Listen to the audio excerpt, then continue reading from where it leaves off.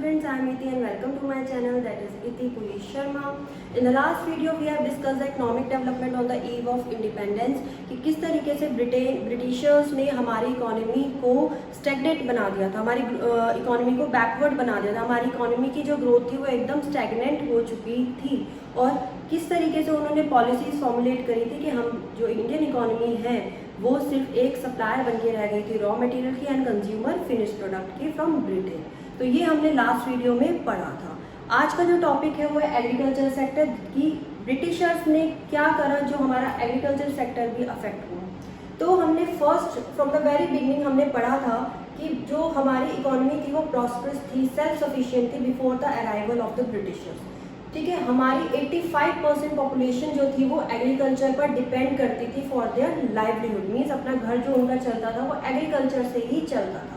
ठीक है, तो अब क्या हुआ कि जो हमारी इकोनॉमी थी, इकोनॉमी इतनी ज़्यादा अफेक्ट हो गई, हमारा एग्रीकल्चर सेक्टर इतना ज़्यादा अफेक्ट हो गया ब्रिटिशर्स के आने की वजह से। तो वो क्या क्या कारण थे कि हमारा एग्रीकल्चर सेक्टर जो था वो अफेक्ट हुआ। तो वो ये है, first is land settlement system, second is forced on commercialization of agriculture, third one is low level of production and productivity, fourth one is scarcity of investment। तो ये 4 reasons थे कि हमारा एग्रीकल्चर सेक्टर जो था वो बिल्कुल स्टैग्नेंट हो गया था, बैकवर्ड हो गया था। ब्रिटिशर्स ने क्या किया, ये चीज़ें उन्होंने करी जो हमारा एग्रीकल्चर सेक्टर जो था वो इतना अफेक्ट हो चुका था। तो हम वन बाय वन करके ये एक एक करके पॉइंट्स जो है पढ़ेंगे। तो let's proceeding towards the first point, land settlement system, that is zamindari system भी हम इस सिस्टम को कहते हैं। इस सिस्टम में क्या होता है, बेसिकली जो जमींदार होते हैं उन्हें परमानेंट ऑनर बना दिया जाता है बाय द ब्रिटिशर्स। अब भाई जमींदार कौन होते हैं? जमींदार वो होते हैं जो ब्रिटिशर्स के आने से पहले जिनके पास लैंड होल्डिंग्स होती है। ठीक है, तो लैंड होल्डिंग्स जिनके पास होती है उनको क्या बना दिया गया, जमींदार बना दिया गया। किसके द्वारा? ब्रिटिशर्स के द्वारा। तो जब ब्रिटिश आए तो उन्होंने किसको जमींदार बनाया? जिनके पास लैंड होल्डिंग्स थी उनको जमींदार बना दिया और उनसे कहा कि हमें इस पर्टिकुलर डेट पर इतना अमाउंट जो है चाहिए एज अ लैंड रिवेन्यू। अब वो बाय हुक और बाय क्रुक आप कुछ भी करो उस पर, हमें वो लैंड रिवेन्यू चाहिए। आपको उसके लिए पूरी आज़ादी है, you are free to extract from the farmers. आप फ्री हो, आप फार्मर से जो भी आपको करना है उनके साथ करो, उनको जिस तरह भी एक्सप्लॉयटेशन करनी है उनकी करो, बट हमें इतना लैंड रिवेन्यू चाहिए। अब जमींदार क्या करते थे? जमींदार फार्मर्स को क्या कहते थे कि भाई तुम जो है क्या करोगे, तुम अपनी अर्निंग जो भी तुम अर्निंग करोगे मुझे इतना परसेंट जो है उस पर टैक्स दोगे। मतलब वो ऐसा नहीं होता था कि बहुत नॉमिनल अमाउंट चार्ज करते थे, वो उनसे बहुत हाई रेट चार्ज करते थे। दैट मीन्स उनकी मजबूरी का फायदा यहाँ पे उठाया जाता था जमींदार के द्वारा। क्यों? क्योंकि उन्हें भी पीछे से यही इंस्ट्रक्शंस होते थे। ब्रिटिशर्स जो थे, ब्रिटिश गवर्नमेंट ने थी वो जमींदार को कहती थी कि आप हमें लैंड रिवेन्यू दोगे, उसके लिए आप कुछ भी करो अपनी लैंड पे, आप जितनी भी अर्निंग्स करो, बट मुझे आप इतनी अर्निंग्स दोगे। तो फर्दर जमींदार जो थे वो फार्मर को क्या कहते थे कि भाई अब तुम इतना अर्निंग, जितना भी अर्निंग तुम करो, मैं तुम्हें अपना लैंड दे रहा हूँ, तुम इस पर फार्मिंग करो, तुम अपनी अर्निंग में से मुझे इतना दोगे।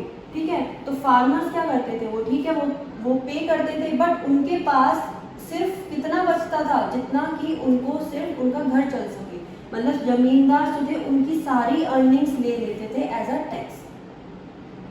क्यों ले लेते थे? क्योंकि फर्दर उन्हें भी आगे पे करना होता था, बट वो जितना लेते थे वो सारा थोड़ी पे करते थे, वो तो उतना ही अमाउंट पे करते थे जो ब्रिटिश गवर्नमेंट उन्हें सेट करती थी, डिसाइड करती थी।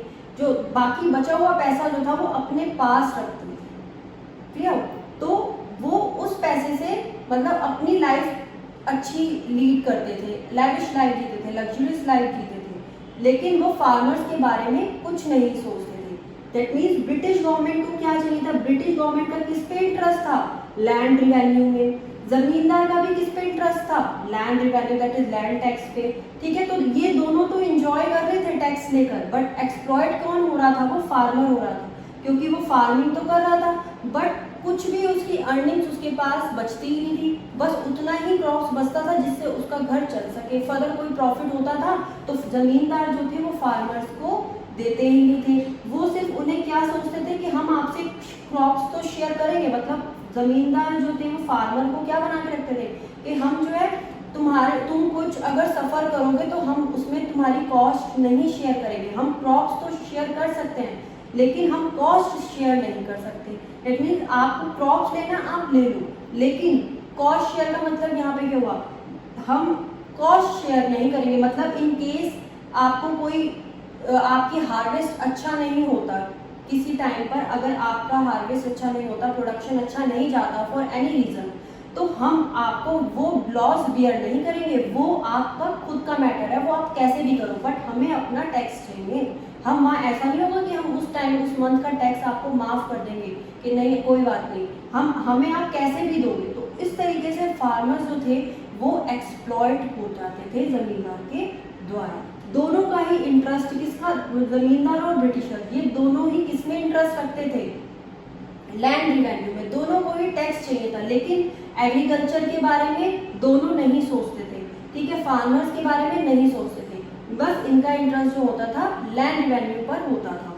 फार्मर्स थे जिनका इंटरेस्ट होता था अपने क्रॉप्स पर, वो चाहते थे कि हम अच्छा प्रोडक्शन करें, बट उनके पास उनके पास ना कोई मीन्स होता था, ठीक है, और ना ही कोई इंटरेस्ट होता था उनका प्रोडक्टिविटी को इम्प्रूव करने के लिए। दैट मीन्स उनके पास ना तो कोई पैसे होते थे कि वो अपनी प्रोडक्टिविटी और प्रोडक्शन को बढ़ा सके, ना ही उनका इंटरेस्ट होता था, क्योंकि वो इतने ज़्यादा तो एक्सप्लॉयड होते थे जमींदार और ब्रिटिश गवर्नमेंट से।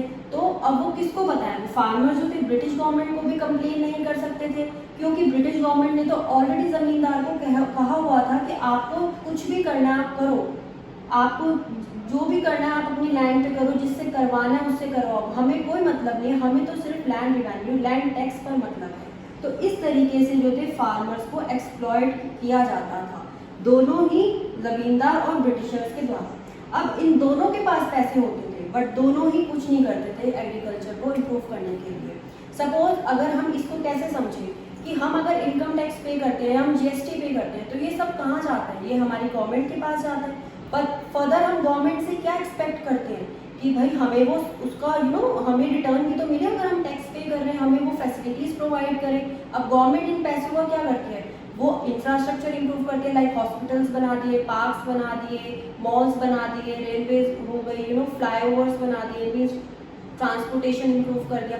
तो इन सब चीज़ों में ही गवर्नमेंट इन्वेस्ट करती है, तो हम उस चीज़ का फ़ायदा उठाते हैं ना, हम उस चीज़ उस सर्विस को हम जो सरकार करती है, जो गवर्नमेंट इन चीज़ों पे इन्वेस्ट करती है पैसा, वो किससे करते हैं, जिससे कि जो पब्लिक है वो इस फैसिलिटीज़ को इंजॉय कर सके, ठीक है। तो हम टैक्स पे कर रहे हैं, बट इन रिटर्न हमें वो गवर्नमेंट देगी। अगर इन रिटर्न हम टैक्स पे करें और गवर्नमेंट हमें बदले में कुछ ना करे, तो हमें कितना गुस्सा आएगा कि हम ये पर्टिकुलर प्रोडक्ट करते हैं, हमें इसे जीएसटी पे करनी होती है, हमारी इनकम से भी टैक्स ले लिया जाता है और फर्दर हमें कुछ नहीं मिल रहा, तो हमें कितना गुस्सा आएगा।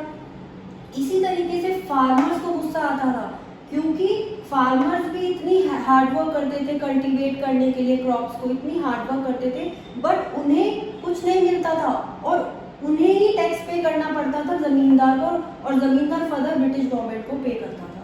तो ना ही ब्रिटिश गवर्नमेंट और ना ही ज़मींदार ये कुछ नहीं करते थे फार्मर्स के लिए,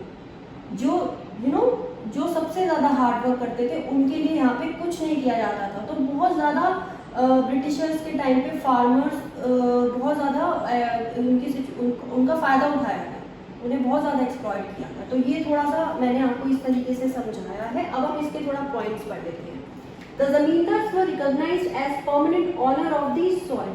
जो ज़मींदार होते थे, या आपका जो ये मैटर है ये एनसीईआरटी से ही लिया हुआ है, आप चाहे तो इसे आप नोट डाउन कर सकते हैं या फिर आप अपनी बुक में मार्क कर सकते हैं। तो ज़मींदार जो थे वो परमानेंट ऑनर माने जाते थे सॉइल के। दैट मीन्स जो भी लैंड होता था उसके परमानेंट ऑनर कौन होते थे, ज़मींदार।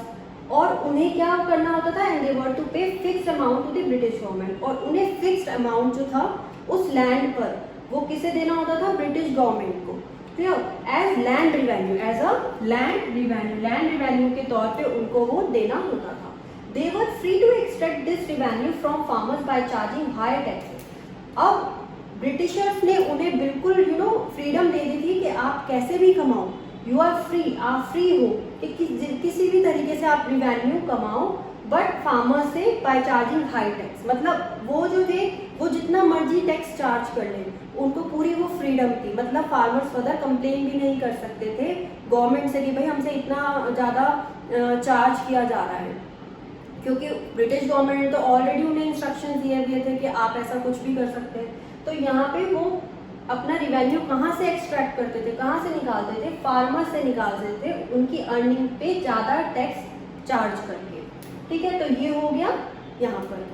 There were fixed dates within which the zamindars had to deposit specific amount of money, failing which they would lose their rights.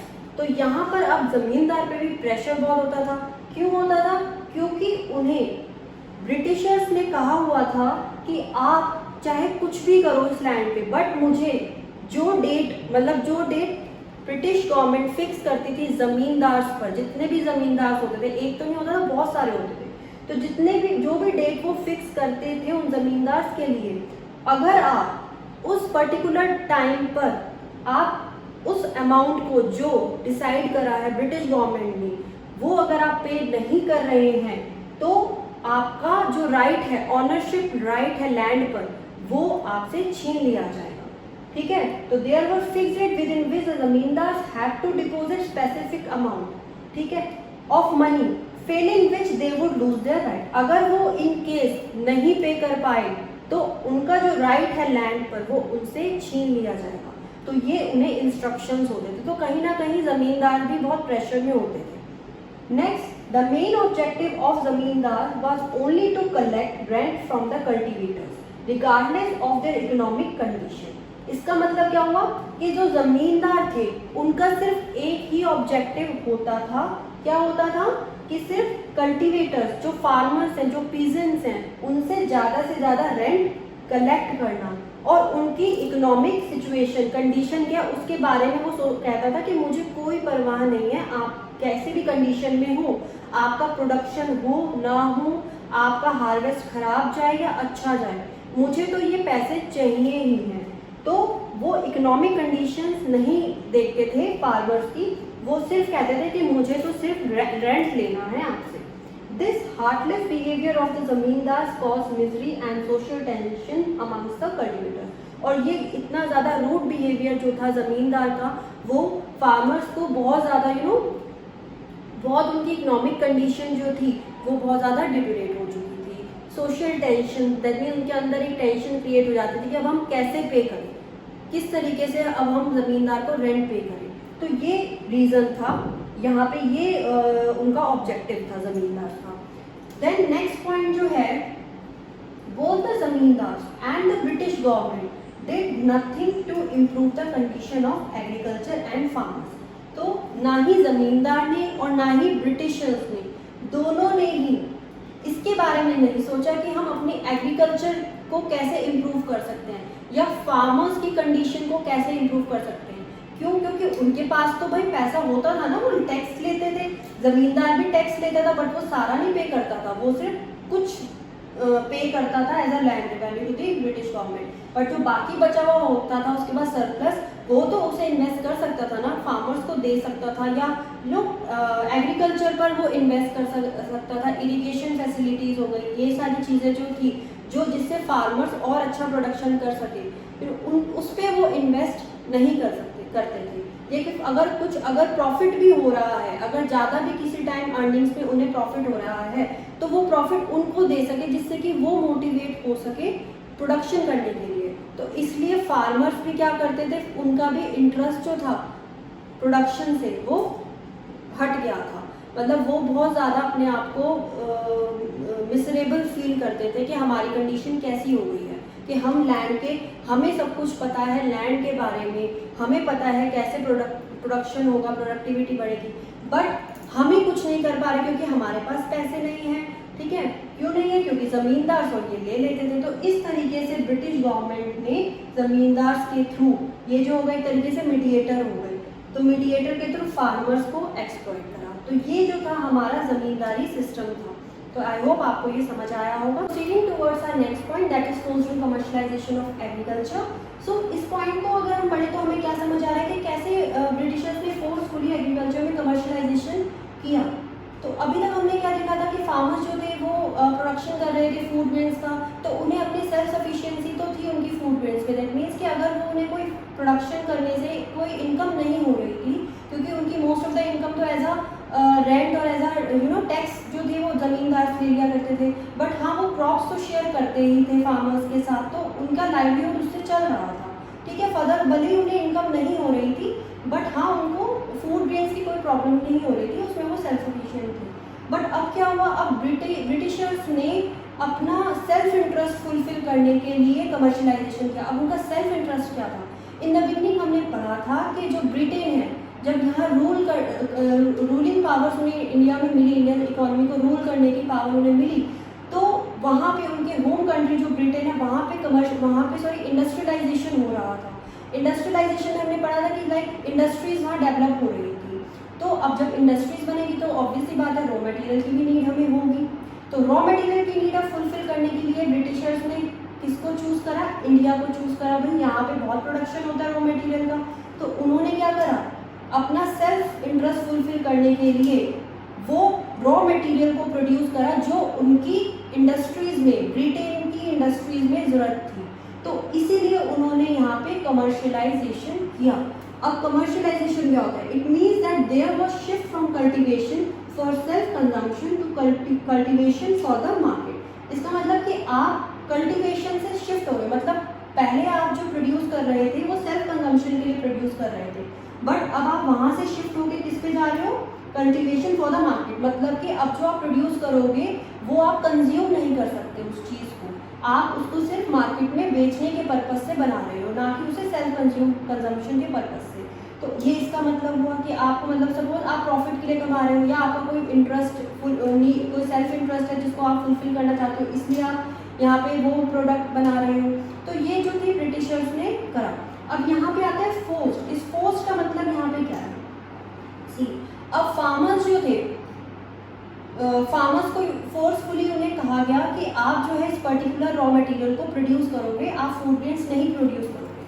ठीक है, तो कुछ फार्मर्स जो थे, ठीक है, उन्हें फोर्सफुली उन्होंने कह दिया, उनके साथ ज़बरदस्ती भी कर ली, ठीक है, चलो वो मान गए। अब जो कुछ फार्मर्स थे वो मान नहीं रहे थे, अब उनको उन्होंने कुछ ऐसा किया कि उन्हें लालच देकर उस चीज़ को फुलफिल करा उन्होंने। उनका उनका उनको डिसीजन पे लेकर आए कि नहीं, आप इस रॉ मटेरियल को प्रोड्यूस करोगे। तो यहाँ पर उन्होंने क्या करा? ल्योर करा उन्होंने। ये अभी आप नेक्स्ट पॉइंट में पढ़ोगे कि ल्योर मतलब होता है एक तरीके से लालच देना। और लालच कैसे दिया उन्होंने? उनको पहले ही फार्मर्स को पेमेंट कर दी कि ले लो, ये पेमेंट ले लो, आप एडवांस पेमेंट आप ले लो और आप मुझे दे देना। ठीक है, तो वो मान गया। अब कुछ दिन बाद जब गवर्नमेंट ने उनसे जो भी उनके ऊपर होता था, उन्होंने जब उनके पास आए और उन्होंने कहा कि भाई मैंने आपको पैसे दिए थे, तो वो मांगने आए। अब फार्मर्स के पास तो थे नहीं, भाई उसके पास नहीं थे, और ये बात गवर्नमेंट को भी पता थी, और उसने दिए भी इसी मोटिव से थे कि भाई उसे पता था कि इसकी इतनी कैपेसिटी नहीं है कि जो मैंने पैसे दिए ये मुझे रिटर्न कर सके। तो वो उस चीज़ से इसका फ़ायदा उठाया उसने कि भाई ठीक है, तुम पैसे ना दो, मैं तुम्हारे पैसे माफ़ कर देता हूँ, बट अब तुम्हें मेरा काम करना पड़ेगा। क्या होगा वो? कि आपको वो पर्टिकुलर रॉ मटेरियल को प्रोड्यूस करना होगा, प्रोडक्शन करना होगा जो मुझे चाहिए। ठीक है, तो अब इस तरीके से उन्होंने फार्मर्स को लालच दिया, तो इसको हम कहते हैं ल्योर। बहुत सारी वीडियोस मैंने देखी है यूट्यूब पे, तो मैंने देखा कि सिर्फ यही बताया जा रहा है कि एडवांस पेमेंट दे देते थे for the cultivation of such raw material, but इसको समझाया नहीं गया ढंग से। तो इसका समझने का मतलब ये है कि ये नहीं कि उन्हें एडवांस पेमेंट कर दी कि आप प्रोडक्शन करो इस पर्टिकुलर रॉ मटेरियल का, ऐसा नहीं। वो उन्हें लालच देने के लिए पैसे दिए, और उन्हें ये पहले से पता होता था कि वो मुझे ये पैसे रिटर्न नहीं कर सकता, उसकी इतनी कैपेसिटी नहीं है मुझे वापस करने की, और उस चीज़ का वो फ़ायदा उठाकर वो उनसे अपना काम करवाता था।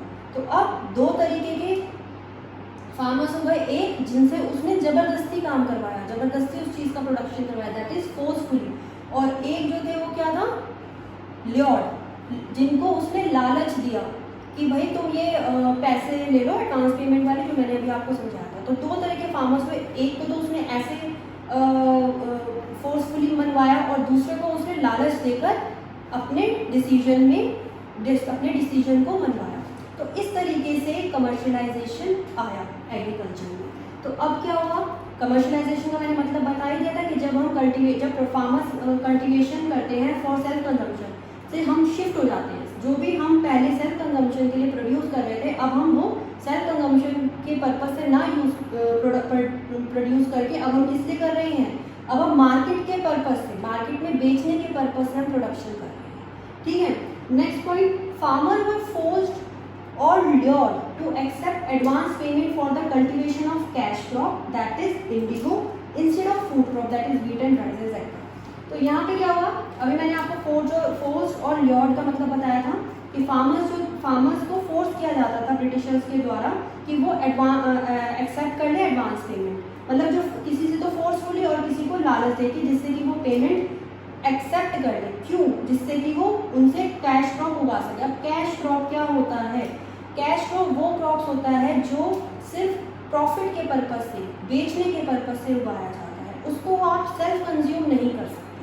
जैसे कि यहाँ पे एग्जांपल दे रखा है इंडिगो के लिए, उन्होंने कहा था इंडिगो एक रॉ मटेरियल है जिसे आप नील भी कहते हो, जनरली घरों में यूज होता है, कलर उसके लिए कपड़ों में यूज होता है, जब हम वॉश करते हैं क्लोथ को तो वहाँ पे नील का यूज करते हैं, तो that is Indigo, raw material से वो नील बनता है, तो उसको हम बेसिकली नील भी कहते हैं। तो इंडिगो हो गया कैश क्रॉप, तो अब इंडिगो को कोई खा सकते हैं, एज अ कंज्यूम कर सकते हैं, हम इंडिगो को नहीं कर सकते। तो ऐसे ही यहाँ पे सेल्फ कंजम्पशन के लिए पहले प्रोड्यूस कर रहे थे, तो अब वो प्रोड्यूस जो हम सेल्फ कंज्यूम नहीं कर सकते बल्कि वो हम मार्केट के पर्पज से या किसी के दबाव के पर्पज से हम बना रहे हैं इंडिगो, तो ये कैश क्रॉप हो गया। कैश क्रॉप वो क्रॉप्स होते हैं जो हम सेल्फ कंज्यूम नहीं कर सकते, जो सिर्फ इसलिए प्रोड्यूस किए जाते हैं जिससे कि हम आगे उसे बेचकर प्रॉफिट कमा सकें। इंस्टेड ऑफ फूड क्रॉप, मतलब कि फूड क्रॉप्स अगेन वो क्रॉप्स होते हैं लाइक जो सेल्फ कंज्यूम हम कर सकते हैं। तो वो क्या हुआ था, कमर्शलाइजेशन ऑफ एग्रीकल्चर में फार्मर्स को फोर्स किया गया था, उनके प्रोडक्शन को शिफ्ट किया गया था फ्रॉम फूड क्रॉप्स के प्रोडक्शन से उन्हें शिफ्ट करके कैश क्रॉप प्रोड्यूस करने के लिए फोर्स किया गया था या फिर ल्योर्ड किया गया था। तो यहाँ ल्योर्ड का मतलब आपको अब क्लियर हो गया होगा। ठीक है, नेक्स्ट पॉइंट है commercialisation of crops was done to meet the requirement of indigo that was used by the textile industry for dyeing. अब हमें ये पता होना चाहिए कि ये इंडिगो तो उगाने के लिए बोल रहे थे, क्यों बोल रहे थे, क्योंकि इंडिगो जो है वो ब्रिटेन में टेक्सटाइल इंडस्ट्रीज में उसकी नीड थी। अब टेक्सटाइल इंडस्ट्रीज में क्या होता है, लाइक कपड़े क्लोथ्स वगैरह बनते हैं, लाइक बेसिकली इंडिगो जो होता है वो डाइंग के लिए यूज़ किया जाता है कॉटन क्लोथ्स पर, तो वहाँ पे इसकी नीड थी टेक्सटाइल इंडस्ट्रीज की, टेक्सटाइल इंडस्ट्रीज में इंडिगो की नीड थी ब्रिटेन में। तो यहाँ पे इसीलिए ब्रिटिशर्स ने प्रोड्यूसर जो फार्मर्स थे उनको इसको प्रोड्यूस करने के लिए फोर्स किया। क्यों करा, क्योंकि ब्रिटेन की टेक्सटाइल इंडस्ट्रीज में इसकी नीड थी, तो उनकी नीड की, उनकी रिक्वायरमेंट को फुलफिल करने के लिए यहाँ पे ब्रिटिशर्स ने क्या किया, कमर्शलाइजेशन करा और कहा कि भाई इंडिगो उगाओ, जितना उगा सकते हो। इससे क्या होगा, उनकी मार्केट एक्सपेंड होगी ना, फिनिश प्रोडक्ट्स बनेंगे, तो वो यहाँ पे आके अपनी इंडियन इकोनॉमी में अपने प्रोडक्ट्स को बेचेंगे। मतलब कि इंडिया के बारे में कोई नहीं सोच रहा है, यहाँ पे सिर्फ वो अपनी ब्रिटेन जो उनकी होम कंट्री थी उसके बारे में सोच रहे थे। ये हमने पहले भी डिस्कस किया था इन द प्रीवियस क्लास। ठीक है, तो यहाँ पे ये पॉइंट भी कंप्लीट हो गया। So this resulted in the shortage of food grain for self consumption and farmers confronted poverty and indebtedness. तो इसमें क्या हुआ, अब ये सब जब हुआ, जब फार्मर्स जो थे वो इंडिगो प्रोड्यूस करने लग गए थे, तो यहाँ पर अगेन मैंने अभी बताया था कि वो सेल्फ कंजम्पशन से शिफ्ट होकर जो है वो मार्केट के लिए प्रोडक्शन कर रहे हैं। तो अब भाई जब यहाँ पे उन्होंने सारा प्रोडक्शन जो है वो इंडिगो का कर दिया, तो पहले तो भाई जो ज़मींदार होते थे वो क्या करते थे, उनसे क्रॉप शेयर कर देते थे उनके साथ। बट अब तो वो इंडिगो तो वो खा नहीं सकते, वो तो ये कंज्यूम नहीं कर सकते, तो अब उनके पास शॉर्टेज हो गई किसकी, फूड ग्रेन्स की फॉर सेल्फ कंजम्पशन। अब उन्हें भाई फूड ग्रेन्स की नीड हो गई, अब वो क्या करें, अब उनके पास तो अब भूखे तो रहेंगे नहीं, अब उनको क्या करना है, अब वो क्या करेंगे, मार्केट में जाएंगे, मार्केट से फूड ग्रेन्स को परचेज करेंगे। तो अगेन अब उसके लिए भी तो पैसे होने चाहिए। अब पैसे तो उनके पास होते नहीं थे, क्योंकि जो ज़मींदार थे वो पैसे उन्हें देते ही नहीं थे, वो तो उन्हें एज अ काइंड, वो उन्हें जो वेजेस पे करते थे एज अ काइंड, वो कैसे दे देते थे, वो उन्हें कहते थे ठीक है तुम क्रॉप्स ले लो जितनी तुम्हें नीड है अपनी फैमिली को लीड करने के लिए। अब यहाँ से वो चीज़ भी हट गई क्योंकि यहाँ पे अब इंडिगो उन्होंने प्रोड्यूस कर दिया। तो अब फार्मर्स को उस चीज़ के लिए उधार लेना पड़ा। ठीक है, अब उन्होंने क्या करा, अपनी ज़रूरत पूरी करने के लिए, अपने सेल्फ कंजम्पशन के लिए, अपना फैमिली को चलाने के लिए, खाने के लिए, फूड के लिए उन्होंने क्या करा, उधार लेना शुरू कर दिया, पैसे लेने शुरू कर दिए। इससे ज़मींदार जो होते थे या कोई भी होता था उनसे उन्होंने पैसे लेने शुरू करे। वो उससे क्या हुआ, वो पॉवर्टी में और आ गए क्योंकि उनके ऊपर और कर्जा हो गया, अब उन्हें वो भी पे करना था। तो इस तरीके से फार्मर्स जो थे वो एक्सप्लॉइट किए गए बाय द ब्रिटिशर्स। तो ये कुछ पॉइंट्स थे इसमें फोर्सफुल कमर्शियलाइजेशन ऑफ एग्रीकल्चर में, कि there was a shift from cultivation for self consumption to the cultivation for the market. ठीक है, फोर्सफुली या लालच देकर फार्मर्स को वो ये प्रोडक्शन, उन्होंने इंडिगो का प्रोडक्शन करवाया जो एक कैश क्रॉप है। ठीक है, कैश क्रॉप क्या होता है, जो भी हम प्रोडक्शन करते हैं एग्रीकल्चर में प्रॉफिट मोटिव से, मतलब हमें उसे बेचना है उस प्रोडक्शन को, जो भी वो हार्वेस्ट हो रहा है उसे हमें सिर्फ मार्केट में बेचना है, ना कि कंज्यूम करना है, तो वो कैश क्रॉप होता है। ठीक है, तो कैश क्रॉप वो का प्रोडक्शन करने लगे, that is Indigo, instead of food crop. तो फूड क्रॉप नहीं उगा रहे थे, कैश क्रॉप उगा रहे थे। इससे क्या हुआ, शॉर्टेज हो गई फूड ग्रेन की, जो वो सेल्फ कंजम्पशन के लिए यूज करते थे। ठीक है, और उससे उन्होंने अपनी नीड को फुलफिल करने के लिए उधार लेना शुरू कर दिया। ठीक है, उससे क्या हुआ, जब उधार लिया वो और कर्ज में चले गए, तो इस तरीके से उनकी सिचुएशन खराब हो गई। अब इंडिगो की रिक्वायरमेंट क्यों करी उन्होंने, उनका सेल्फ इंटरेस्ट क्या था ब्रिटिशर्स का इसे उगाने में, इसके प्रोडक्शन के लिए उनका इंटरेस्ट क्या था, क्योंकि उनकी जो कंट्री थी, होम कंट्री ब्रिटेन, वहाँ पे टेक्सटाइल इंडस्ट्री में इंडिगो की नीड थी, तभी वो यहाँ पर प्रोडक्शन कर रहे थे। वो फार्मर्स के बारे में नहीं सोच रहे थे, वो इंडिया के बारे में नहीं सोच रहे थे, जो कभी सेल्फ सफिशिएंट हुआ करती थी, रिच इन फूड ग्रेन्स हुआ करती थी, प्रॉस्परस इकोनॉमी हुआ करती थी, वहाँ पे फूड की शॉर्टेज होने लगी।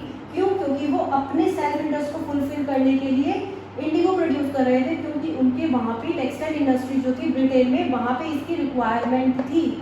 ठीक है, तो ये जो था commercialisation of agriculture, force on commercialisation of agriculture, तो ये इसके अंदर एक पॉइंट आता है। Land settlement system, that is zamindari system, इसके अंदर मैं आपको एक पॉइंट बताना भूल गई हूँ, दैट इज कि जो सिस्टम था ये इम्प्लीमेंट किया गया था बाय द कॉलोनियल गवर्नमेंट, और ये सबसे पहले इम्प्लीमेंट किया गया था बंगाल प्रेसिडेंसी में, जो आज की डेट में इंडिया की ईस्टर्न स्टेट्स हैं। तो ये इस पॉइंट में आप जो है स्टार्टिंग में जब आप ये लैंड सेटलमेंट सिस्टम लिखोगे तो सबसे स्टार्टिंग में आप इस पॉइंट को लिखोगे कि किसने इम्प्लीमेंट किया था और आज की डेट में वो कौन सी स्टेट्स हैं, वो चीज़ आप यहाँ लिखोगे। And then you write all the remaining point जो मैंने अभी प्रीवियसली अभी से डिस्कस किया है, तो आप वो लिख दोगे। Now proceeding towards our next point, that is low level of production and productivity. Now low level of productivity and production, तो इसमें क्या था, प्रोडक्टिविटी का मतलब क्या होता है, सबसे पहले तो हमें ये क्लियर होना चाहिए। प्रोडक्टिविटी का मतलब होता है कि जितना भी हम आउटपुट प्रोड्यूस कर रहे हैं 1 हेक्टेयर ऑफ लैंड पर, output produced per hectare land, उसको हम कहते हैं प्रोडक्टिविटी। और प्रोडक्शन क्या होता है, जो भी टोटल आउटपुट हम प्रोड्यूस करते हैं, दैट इज प्रोडक्शन। क्लियर, तो ये प्रोडक्शन होता है, प्रोडक्टिविटी होता है जो हम 1 हेक्टेयर के लैंड पर जितना भी हम आउटपुट प्रोड्यूस कर रहे हैं, ये है इसका मतलब। अब इसका लेवल जो था वो क्या था, लो लेवल था इस टाइम पर जब ब्रिटिशर्स थे हमारी इकोनॉमी में, जब वो रूल कर रहे थे। सो हम इसे अभी कंटिन्यू करते हैं। Level of productivity was extremely low, जो लेवल ऑफ प्रोडक्टिविटी था वो क्या था, एक्सट्रीमली लो था। दैट मीन्स कि जितना 1 हेक्टेयर ऑफ लैंड पे जितना हम आउटपुट प्रोड्यूस कर रहे थे वो लो था। लो प्रोडक्टिविटी इम्प्लाइड लो आउटपुट, इसका मतलब क्या होगा, लो प्रोडक्टिविटी का मतलब क्या हुआ, लो आउटपुट प्रोड्यूस हो रहा है despite large area under cultivation, मतलब कि लार्ज एरिया था कल्टीवेशन के अंदर, कल्टीवेशन जो हो रहा था वो बहुत लार्ज एरिया पे हो रहा था, लार्ज एरिया था लैंड का। ये होने के बावजूद भी हमारा आउटपुट कम क्यों आ रहा था, कम आउटपुट क्यों प्रोड्यूस हो रहा था, तो इसके भी कुछ रीजंस थे। There are 3 reasons for low productivity such as lack of technology, irrigation facilities, negligible use of fertilisers. तो प्रोडक्टिविटी कम होने का क्या कारण था, ये कारण था कि टेक्नोलॉजी का यूज नहीं किया जाता था फार्मर्स के द्वारा। वो भी क्या करेंगे, जब उन्हें ऊपर से जमींदार थी उन पे इन्वेस्ट नहीं करते थे, गवर्नमेंट ही एग्रीकल्चर पे इन्वेस्टमेंट नहीं करती थी, वो सिर्फ अपना फायदे के लिए उनसे टैक्स वसूल करती थी और उनसे उनके लिए एग्रीकल्चर में इम्प्रूवमेंट लाने के लिए वो कोई ऐसी चीज़ नहीं करती थी लाइक टेक्नोलॉजी प्रोवाइड करना। तो लैक ऑफ टेक्नोलॉजी था, टेक्नोलॉजी नहीं थी, इरिगेशन फैसिलिटी नहीं थी। अगेन इरिगेशन जो होता है बहुत ज़रूरी होता है, बहुत इंपॉर्टेंट पार्ट है प्रोडक्शन का। इरिगेशन जो उनके पास इरिगेशन फैसिलिटी नहीं थी, वो किस पे डिपेंड रहते थे, वो रेनफॉल पे डिपेंड रहते थे कि जिस टाइम रेन अच्छी होगी उस टाइम अच्छा हार्वेस्ट होगा, और जिस टाइम रेनफॉल अच्छी नहीं हुई या बिल्कुल रेनफॉल हुई ही नहीं उस टाइम बेकार हार्वेस्ट होगा, मतलब वो अच्छा हार्वेस्ट नहीं होगा। तो टोटली इरिगेशन फैसिलिटी थी नहीं वहाँ पे, लाइक कैनाल्स नहीं थे, वेल्स नहीं थे, ये सब चीज़ें नहीं थी जिससे कि वो अपनी इरिगेशन की जो नीड है उसको फुलफिल कर सके। Then negligible use of fertilisers, बिल्कुल ही ना मात्र, मतलब कि बिल्कुल फर्टिलाइजर्स का यूज़ ही नहीं किया जाता। तो जो हमारे प्रोडक्शन में हेल्प करते हैं, प्रोडक्शन बढ़ाने में फर्टिलाइजर्स का बहुत बड़ा रोल होता है, ठीक है। तो वो इनको प्रोवाइड ही नहीं करवाते थे, ठीक है, फार्मर्स को। तो अगेन ये जो 3 रीज़न थे, लैक ऑफ टेक्नोलॉजी कोई उनके पास नहीं थी जिससे कि वो यूज़ कर सके अपने प्रोडक्शन में, जिससे प्रोडक्टिविटी बढ़ सके, इरिगेशन फैसिलिटी उनके पास नहीं थी, ठीक है, और फर्टिलाइजर्स का यूज़ नहीं किया जाता था। तो इस वजह से क्या होता था, इन 3 रीजंस की वजह से जो था हमारा जो प्रोडक्टिविटी थी वो लो थी, और देन प्रोडक्शन भी कम था, जो टोटल आउटपुट था वो भी कम था। अब हम एक तरीके से एक टेबल के थ्रू समझ लेते हैं। हमने यहाँ पे क्या करा है, जो क्रॉप्स है उनका कंपैरिजन करा है, व्हीट एंड राइस का कंपैरिजन किया है 2 ईयर्स को लेकर, ठीक है। एक हमने यहाँ पे एक ब्लॉक में लिखा है या प्रोडक्टिविटी जो केजी में है per hectare, 1 hectare of land पे हम कंसीडर करें 1947 और 2014 एंड 15 का डेटा हमने कंसीडर करा। मींस यहाँ पे हम 1947 का कंपैरिजन जो है वो 2014 टू 15 से करेंगे, और इसमें हमने सिर्फ 2 क्रॉप्स को लिया है, that is wheat and rice, ठीक है। किसके बेसिस पे कंपैरिजन करेंगे, प्रोडक्टिविटी के बेसिस पे एंड प्रोडक्शन के बेसिस पर, ठीक है। प्रोडक्शन जो है वो इन लैक टन्स में लिया गया है। तो हम ये स्टार्ट करते हैं एक्सप्लेनेशन इसकी। सो व्हीट की जो प्रोडक्टिविटी थी 1947 में, ठीक है, 660 केजी जो था प्रोड्यूस होता था, ठीक है। और 2014 टू 15 से अगर हम कंपैरिजन करें तो 2872 जो थी केजी पर हेक्टेयर व्हीट यहाँ पे प्रोड्यूस होता था। मींस कि 1947 से अगर कंपैरिजन किया जाए तो 4.4 टाइम्स लोअर था 1947 में, अगर हम 2014 से 15 में कंपैरिजन करें। और अगर हम प्रोडक्शन की बात करते हैं यहाँ पर, तो व्हीट का जो प्रोडक्शन होता था 1947 में वो 64 लाख टन्स हुआ करता था, 2014 टू 2015 में 889 हुआ करता था। तो अगर हम यहाँ पे 1947 के प्रोडक्शन को कंपेयर करें 2014 से 15 के प्रोडक्शन से, तो 14 टाइम्स कम प्रोड्यूस होता था, कम प्रोडक्शन होता था व्हीट का 1947 में, ठीक है। अब हम आते हैं राइस पे। राइस में जो होता था, राइस की जो प्रोडक्टिविटी थी वो 665 थी, क्लियर, 1947 में, और 2014 टू 15 में 2390 थी प्रोडक्टिविटी राइस की। तो यहाँ पे जो प्रोडक्टिविटी थी वो 3.6 टाइम्स कम थी इन 1947 एज कम्पेयर टू 2014 टू 15। अगर हम इससे कंपेयर करें इसको, तो यहाँ पे 3.6 टाइम्स जो थी वो कम प्रोडक्टिविटी थी।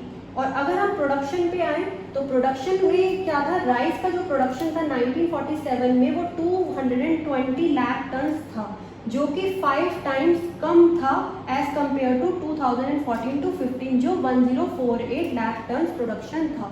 तो इतना ज़्यादा डिफरेंस था हमारे प्रोडक्शन में। अगर हम 1947 से कंपेयर करें 2014 से 15, आप इसमें 2016 टू 17 कोई भी डाटा ले सकते हैं, वो डाटा जो होना चाहिए वो एग्जैक्ट होना चाहिए और सही होना चाहिए, और आप इससे कंपेयर कर सकते हैं कि कितनी ज़्यादा हमारी एग्रीकल्चर की जो प्रोडक्टिविटी थी कितनी ज़्यादा ख़राब हुई थी, क्योंकि वहाँ पे जो ब्रिटिशर्स थे वो कुछ इन्वेस्टमेंट ही नहीं करते थे उस पर, जिससे प्रोडक्टिविटी बढ़े।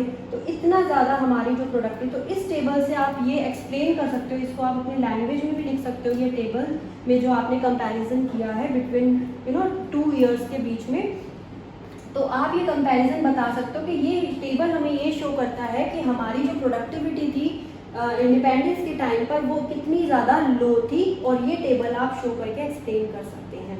Now proceeding towards our next point, that is scarcity of investment. Scarcity of investment that means investment की कमी होना।